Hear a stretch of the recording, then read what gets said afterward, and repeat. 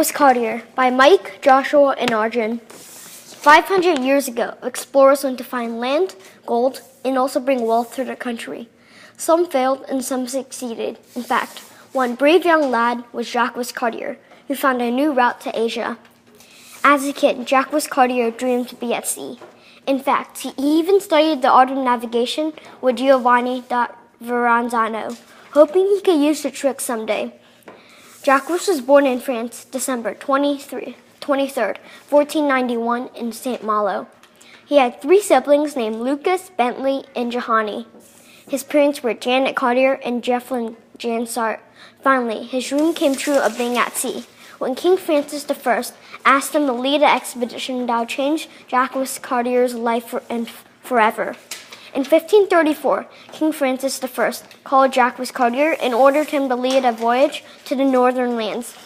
King Francis provided 2 ships and 61 men for Cartier's voyage. The goal of Cartier's expedition was to find a northern passage to Asia, while collecting goods from the new land, the Americas. Cartier came back on his voyage, and King Francis was pleased of what he had done. The year after Cartier's report to King Francis, he was sent back to the land Cartier had explored for further exploration. King Francis provided 3 ships and 110 men for Cartier's second voyage. Once again, Cartier came back with information that pleased the king. After hearing about the land Cartier had found, King Francis wanted to claim the land. However, war delayed Cartier's third voyage to the new land. Eventually, he was sent back to the new land for a third voyage. If Cartier was able to accomplish the goal of claiming the land, it will bring them on the list of famous explorers. On April 20th, 1534, Jacques set sail to North America. The trip lasted 20 days long. He explored the newfound area and passed the Gulf of St. Lawrence, next to Edward Island. On return, Jacques captured 2 Native Americans.